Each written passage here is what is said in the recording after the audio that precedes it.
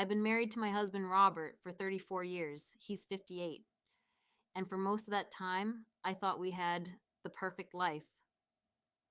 We raised 4 daughters together, and they've all turned out successful, except for our youngest, Emily, who's 17. We had her 16 years after our first, and she's still living with us as she finishes high school. Emily is popular, and her best friend Grace, who's 18, is practically part of our family. She's here all the time. Sleepovers, family dinners, even church on Sundays. It always seems sweet how close she was with all of us, including Robert. But then about a month ago, I started noticing things that made my skin crawl. Grace and Robert began spending more time alone. After Emily would go to bed, they'd stay up watching movies together, laughing on the couch. At first, I didn't think much of it until I walked in one night and saw Robert cuddling with her, like it was the most normal thing in the world. My own husband with a girl who's only a year older than our daughter. I held my tongue for as long as I could. 2 days ago, I finally asked Emily if she'd noticed anything weird. She had no idea, but what she told me next made my stomach turn. Emily said Grace had a reputation. She tried to seduce the father of one of my other daughter's friends by talking trash about his wife, trying to get him alone. That was it. Today, I couldn't ignore the knot in my gut any longer. I did something I've never done in 34 years of marriage. I went through Robert's phone. And what I found? It felt like my heart had been ripped out of my chest. There was a message from Robert to Grace. Can't wait to do it again next weekend. And Grace? She responded with, I can't wait until you're out of that house so we can do it every day. I felt sick. My blood boiled, and I knew what had to happen. I needed to confront him. Now. That night, once Emily had gone to bed, I found Robert sitting on the edge of the bed, scrolling through his phone like nothing was wrong. I stood in the doorway, staring at him, trying to keep it together, but I couldn't. Robert, I said, my voice shaking with fury, we need to fucking talk.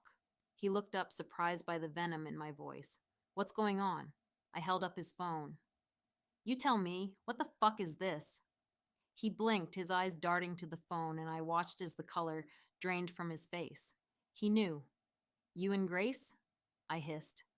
You've been fucking our daughter's best friend?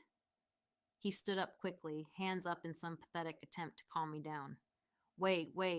It's not what you think, okay? Just don't you dare try to fucking lie to me, I snapped, feeling the anger burning in my chest. I read the messages, Robert. You've been fucking an 18-year-old in our house? After 34 years? He was pacing now, hands on his head, like he was the one who'd been wronged. Look, I fucked up, all right? But it's not that simple. I let out a bitter laugh. Not that simple? You were fucking a kid, Robert. In what world is that complicated?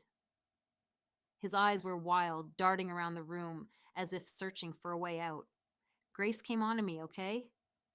I know it sounds like bullshit, but it's true. I didn't mean for it to happen. Oh, don't you dare try to pin this on her, I spat. You're a grown-ass man, Robert. You could have said no. But you didn't. You wanted her, didn't you? Before he could answer, there was a knock at the door. My heart stopped. Robert's eyes went wide, and I turned to see Emily standing there, looking confused and scared. What's going on? She asked quietly, her eyes darting between us. My mouth went dry. This was the moment. Everything was about to come crashing down. I glanced at Robert, and he was pale, barely able to meet Emily's eyes.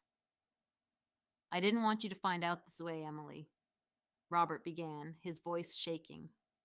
Emily looked at him, then back at me, her brow furrowed. Find out what? I opened my mouth, but no words came out. How could I tell her that her father had betrayed us, that he'd been fucking her best friend? And just as the words were about to leave my lips, Robert stepped forward, his voice a broken whisper. Emily, it's about Grace.